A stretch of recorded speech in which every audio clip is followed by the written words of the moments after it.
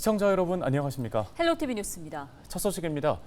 이번 추석 연휴 인천가족공원이 성묘객들에게 개방됩니다. 명절 기간 인천가족공원이 개방된 건 3년 만인데요. 그동안은 코로나19의 확산을 막기 위해 명절 연휴 기간 성묘객들의 출입을 제한하고 온라인 성묘로 대체해왔습니다.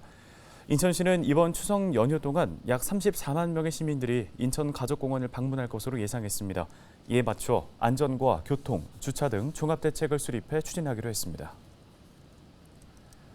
공장지대의 지표 온도가 산림이나 농경지보다 10도 이상 높은 것으로 나타났습니다. 국립환경과학원이 공개한 전국 여름철 지표 온도 지도를 보면 김포 지역 주요 산업단지들의 지표 온도가 35도 이상으로 높게 나타났습니다. 국립환경과학원은 시가지나 공업지역이 산림이나 농경지에 비해 지표 온도가 높고 특히 김포의 경우 산업단지와 농경지의 지표 온도가 10도 이상 차이가 있었다고 설명했습니다. 한편 김포시는 지표 온도 지도를 활용해 공장 지역에서 무더위 쉼터 운영을 확대하거나 취약계층 시설을 지원하는 사업을 확대한다는 방침입니다. 심정지 환자를 살리기 위해서는 무엇보다 빠른 응급처치가 중요하죠. 촌각을 다투는 사고 현장에서 발빠른 대응으로 멈춘 심장을 되살린 영웅들을 하트세이버라고 부릅니다. 우리 주변의 하트세이버들을 만나고 왔습니다. 이세준 기자입니다. 최경훈 구급대원은 그날을 이렇게 기억합니다. 그분이 30대 남성분이셨는데 길에서 쓰러지셔서 현장에 도착을 해서 심장 충격기를 통해서 소생이 되셨는데 나중에 환자분과 얘기를 나눠보니까 되게 어린 자녀 2명을 키우고 계신 아버님이셨어요. 그래서 제가 한 사람의 생명을 소생을 시켰지만 결국에는 그 어린 자녀들의 그런 행복까지. 누구보다 먼저 사고 현장에 도착하는 컴뷸런스 대원들도 같은 경험이 있습니다. 구급차가 좀 늦을 경우에 저희가 먼저 현장을 도착해서 상황을 보니까 심정지 환자라고 생각할 수 있는 분이 있었고 그 주변에 시민분들이 심폐소생술을 해서 그 시민을 소생하고 있는 상황이었고요. 저희가 컴뷸런스 요원들이 도착해서 인계를 받아서 누군가의 멈춘 심장을 다시 뛰게 한 경험은 작은 표식으로 가슴에 남았습니다. 심정지 환자를 구조한 이에게 주어지는 하트세이버 인증입니다. 이렇게 엠블럼을 보면은 색깔별로 나눠지게 되는데요. 이제 흰색은 1회, 노란색은 5회, 녹색은 10회를 나타냅니다. 그래서 저 같은 경우는 지금 녹색 1회, 이제 흰색 2회 해서 총 12회의 하트세이버를 수여를 받았습니다. 하트세이버에게 사람을 살린다는 것은 어떤 의미일까? 저희의 당연한 업무고 당연히 해야 될 일이기는 하지만 실제로 사람이 심장이 소생되었을 때 느끼는 감정은 훨씬 더 의미 있고 또 훨씬 더 뿌듯한. 완전하게 회복을 하셔서 퇴원을 하시고 소방서로 찾아오셔서 감사의 인사를 하시는 환자분들이 있거든요. 이제 그럴 때 제가 그런 인사를 받으면서 이 일을 선택하기를 정말 잘했다. 심정지 환자에게 무엇보다 중요한 건 속도입니다. 골든타임이라는 게 있기 때문에 그 심정지 환자를 발견하신 시민들께서는 지체 없이 119에 신고를 해주시고요. 또 저희가 도착하기 전까지 상황실 요원의 그 지침에 좀 따라서 좀 더 처리를 해주시면은 살릴 수 있는 확률도 높고. 평소 심폐소생술에 관심을 가져야 하는 이유입니다. 호흡가가 맥박이 없는 경우에는 신속히 신고를 먼저 하시고요. 심장을 깊고 빠르게 압박을 해주시고 가능하시다면 자동 심장 충격기도 이제 요청을 하셔가지고. 심정지 환자를 구하는 데 도움을 준 사람이라면 소방대원이 아니더라도 누구나 하트세이버가 될 수 있습니다. 평상시에도 심폐소생술에 대한 교육이나 관심을 좀 더 가져주셨으면 좋겠고. 심장을 살리는 거잖아요. 그만큼 중요한 역할을 했다는 상입니다. 일단 정말 누구보다 뿌듯한 상이 되지 않을까 그렇게 생각합니다. 올해 김포에서 하트세이버 수여를 받은 소방대원은 17명, 일반인은 2명입니다. 이들의 활약으로 6명이 새 생명을 얻었습니다. 헬로티비 뉴스 이세진입니다. 네, 이번에는 우리 지역 기초의원들을 만나보는 나는 지방의원이다 시간입니다. 부평구의회 상임위원장들을 만나보고 있는데요. 오늘의 주인공은 정유정 부평구의회 도시환경위원장입니다. 이재필 기자입니다. 현재 부평구에서는 많은 개발 사업들이 진행 중입니다. 불포천 복원과 도시재생 뉴딜, 그리고 지역 군부대 이전 부지 개발 사업까지 지역 주민들의 관심이 높을 수밖에 없는데요. 때문에 부평구 의회 도시환경위원회의 역할이 그 어느 때보다 중요합니다. 그럼 도시환경위원회의 핵심 비전은 무엇일까요? 정유정 부평구 의회 도시환경위원장 만나 이야기 나눠보겠습니다.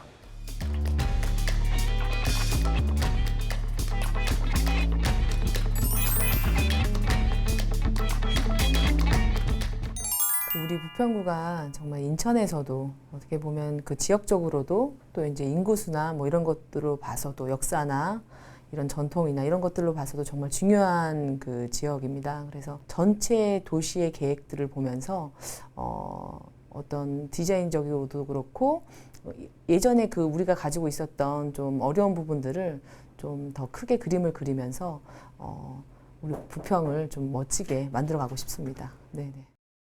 지금 이제 민원 쪽으로 보면 사실은 재개발, 재건축 쪽의 민원이 상당합니다. 근데 그 부분에 이제 양측의 그런 입장들에 대해서 충분히 이해하고요.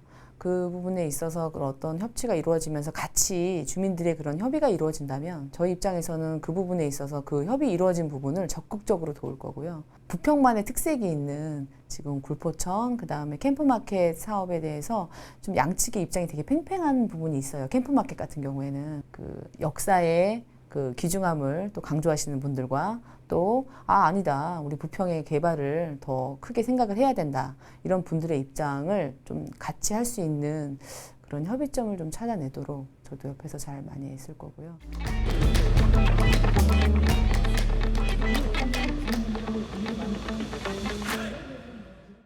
저희 이제 십정동 같은 경우에 지금 재개발이 예정되어 있는 곳도 많고 지금 입주가 이제 거의 이제 끝난 곳도 있습니다. 그래서 이제 구민들이 이제 많이 이렇게 오고 계시는데 그거에 따른 그 공공시설이나 이런 부분들이 많이 부족한 부분을 좀 보았습니다. 그러니까 뭐 공공 도서관, 뭐 그다음에 청소년을 위한 시설이라던가 노인을 위한 뭐 이런 복지관, 센터 이런 부분들이 좀 많이 미흡한 부분이 있었습니다. 그래서 그런 부분 더 앞으로 앞으로 남아 있는 임기 동안 더 신경 써서 더 보충할 수 있도록 애쓰겠습니다. 제가 이제 주민일 때 우리 구의원들을 이제 만났을 때 정말 정작 제가 이제 힘이 필요하고 도움이 필요했을 때 그런 역할을 못하는 부분들이 좀 저는 많이 속상했었습니다. 그래서 제가 구의원이 되자마자 다짐하고 또 우리 저를 지지해 주셨던 분들한테 약속했던 부분 건 한 가지입니다. 정말 그분들이 필요로 할 때는 정말 손을 잡아드리고 또 기쁠 때나 슬플 때나 그런 애완을 정말 마음으로 같이 할 수 있는 구의원이 되겠다. 예, 이런 생각을 가지고 있습니다. 네.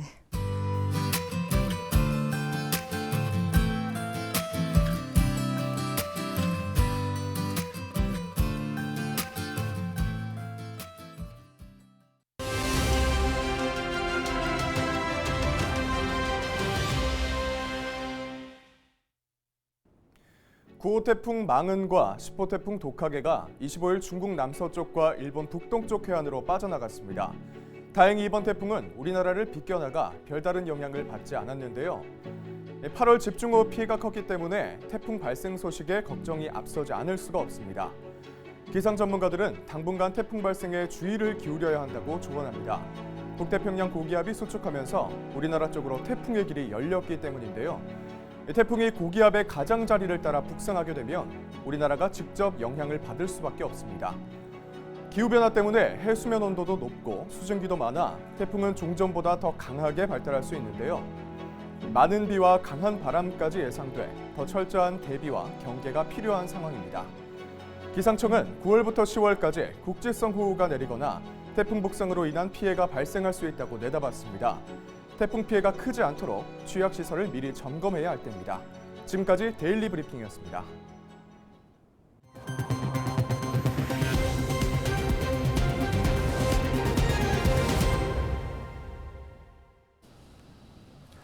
인천에서 올해 처음으로 일본 외염 매개모기인 작은 빨간 진모기가 발견됐습니다. 인천시 보건환경연구원은 계양고 선주지동 인근에서 작은 빨간 진모기를 발견했다고 밝혔는데요. 발견된 모기에게서 바이러스는 검출되지 않아 감염병 전파 위험성은 없는 것으로 확인됐습니다.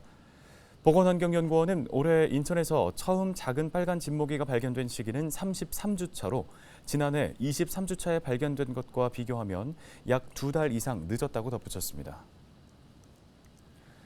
부천시가 앞으로 4년 동안 시행될 지역사회 보장협의체 연구 용역의 중간 점검을 최근 마쳤습니다. 이번 중간 보고에서는 지역 주민의 욕구조사 분석 결과와 지난달 열린 시민정책토론회에서 제안된 의견 등을 공론화했습니다.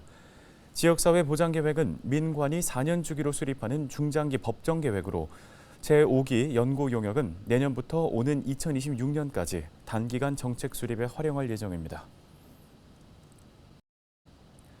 인천시와 삼산 농수산물 도매시장이 추석을 맞아 오는 9월 9일까지 농산물 수급 안정 대책을 추진합니다. 우선 삼산 농산물 도매시장은 사과와 배 등 주요 8개 성수품의 반입량을 전년보다 10% 이상 확대하기로 했는데요. 또 대책 기간 동안 도매시장의 영업시간을 오후 5시까지 2시간 연장하고 휴업일인 9월 4일에도 정상 운영하기로 했습니다. 인천시와 지역의 군부대가 비상시에 CCTV 영상을 공유하기로 했습니다. 인천시는 24일 육군 17사단, 해병대 2사단과 CCTV 영상정보 제공을 위한 업무 협정을 체결했습니다. 인천시는 비상시 지역 군부대에서 영상 모니터링이 가능하도록 시스템을 지원하기로 했습니다. 이제 지역 군부대는 인천시의 CCTV 약 18,000대를 작전 수행에 활용할 수 있게 됐는데요. 특히 두 기관은 재난과 비상 상황 발생 시 인적, 물적 자원도 상호 지원하기로 합의했습니다.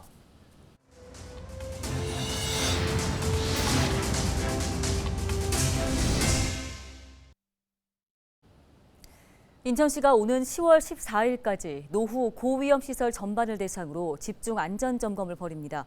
이번 점검에는 정부와 지자체, 민간 전문가, 시민들이 참여하는데요. 점검 대상 시설은 건설공사장과 노후 건축물 등 노후 고위험 시설 640개소입니다. 여기에 접수받은 주민점검 신청 대상 11개소도 점검할 계획입니다. 특히 올해는 중대 시민재해시설과 어린이 놀이시설을 점검 대상에 추가해 시설관리 주체와 분야별 전문가가 함께 점검에 나섭니다. 인천시와 베트남 하이퐁시가 두 도시 간의 협력 증진을 약속했습니다. 유정복 인천시장이 25일 시청 접견실에서 응앤반통 베트남 하이퐁시장을 만났는데요. 유정복 시장은 양 도시 간의 우호가 계속 돈독하기를 기대한다고 말했고 응앤반통 하이퐁 시장은 경제자유구역 등 인천의 선진화된 도시 모델 기술과 노하우를 공유하며 활발하게 교류하기를 희망한다고 답변했습니다. 인천시와 하이퐁시는 지난 1997년 자매결의를 맺은 이후 의료사업 지원과 문화교류 등 지속적으로 협력해왔습니다. 지역사회 통합 돌봄에 대한 중요성이 강조되고 있는 가운데 부천시가 향후 통합 돌봄 고도화 등과 관련한 교육에 나섰습니다. 교육은 지난달 28일과 지난 22일 모두 두 차례로 나누어서 진행됐으며 통합 돌봄과 관련한 전문가와 시 보건소 관계자들이 참석했습니다. 이 자리에선 통합 돌봄의 실효성을 비롯해 사업 연속성, 수요자 위주의 사업, 공공영역과 민간 통합 방안 등에 대한 논의가 이어진 것으로 전해졌습니다. 부천시가 응급의료에 취약한 지역 경로당에 자동 심장 충격기를 추가로 설치했습니다. 이번에 자동 심장 충격기를 새로 설치한 경로당은 약대 근린공원 경로당과 복사골 공원 경로당, 대연청실 경로당, 은대미 경로당 등 모두 4곳입니다. 자동 심장 충격기는 심정지 환자의 심전도를 분석해 전기로 자극을 가하는 응급의료장치로 심정지 환자의 생존율을 높일 수 있습니다. 인천시 교육청이 학교에서 발생하는 인권 침해 사건의 구제 신청을 교육청으로 일원화하기로 했습니다. 교육청은 이 같은 내용을 담은 학교 구성원 인권 증진 조례 일부 개정안을 최근 입법 예고했다고 밝혔습니다. 개정안은 인권 침해를 당한 학교 구성원이 권리 구제를 요구할 경우 기존 교육감과 학교장에서 교육감으로 일원화했습니다. 뉴스 마치겠습니다. 네, 고맙습니다.